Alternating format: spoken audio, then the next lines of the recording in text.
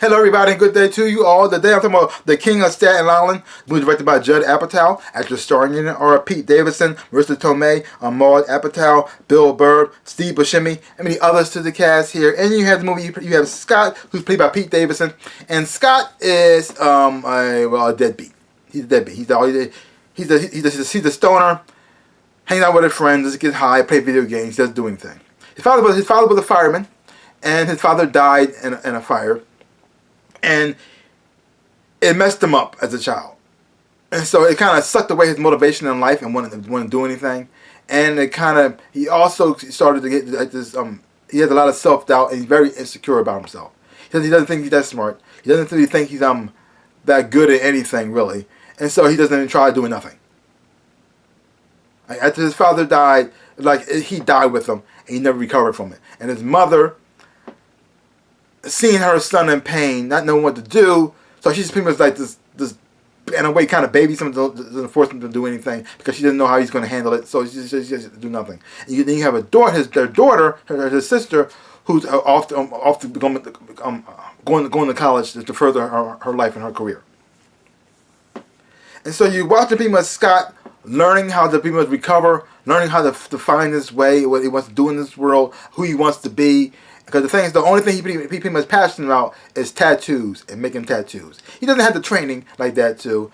And he could go to school and do that too, but he's also scared of that as well. But that's the only thing he's passionate about. Having a tattoo parlor of his own that's also a slash restaurant. Now that doesn't make no sense, and that's pretty much unsanitary. I mean, awful. I mean, nasty. But that's the only thing he's really passionate about right now. And he has a whole bunch of friends who also all they do is get high and play video games, and they also have a lot of bad and stupid ideas because they sell drugs to make money.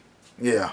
So he's not motivated. He doesn't feel good about himself. He doesn't look at himself as a good person. He has a girlfriend who he doesn't want to admit that is his girlfriend, who actually sees his potential and see how good he is, but he just can't see it. And which causes them to pretty much almost break up. And she pretty much tries to do everything she can to motivate him to do something or get him jealous to do something. And you see him, like I said, you watch him learn his journey along the way. Because the thing is, so because his father died in a firefight, he meet Bill Burr, who they have a bad encounter with because he tried to tattoo his son, who's 9 years old. And Bill Burr plays the fireman, and he's hooking up with Marissa Tomei. And because of this, it kind of changes Scott's life, and makes him see things in a whole different way. So you pretty much watching this whole journey of watching Scott go from a bum loser to actually find a purpose in his life and what he wanted to do to contribute to the world. This thing with the acting performance in here was done. So before I get into the good stuff, let's start with the bad. The bad part is, I don't really have a lot of bad things to say about the movie. I really don't. I really didn't. I enjoyed it a lot. The pacing was pretty good.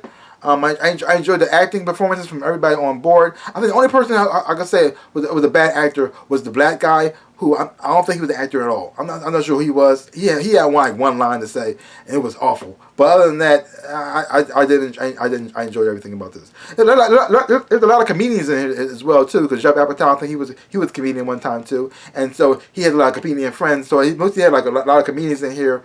I mean, except for Steve Buscemi, I don't think he's Mr. Tomei.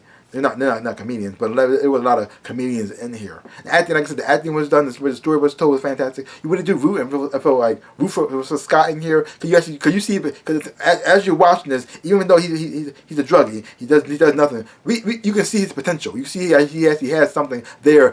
All you got to do is just believe in himself and get out of this funk that he's in. He can change his life around. And when you start to see him going that direction, and it doesn't end with him like being successful and being king of the world. No, but you see that he's actually starting the process. Starting the process of him turning his life to a better person, being a better boyfriend. Maybe starting to go in the direction of being a tattooist as well. Just seeing him see things start to change and how he's growing as a person. Yes. So you actually do root for him. Yes.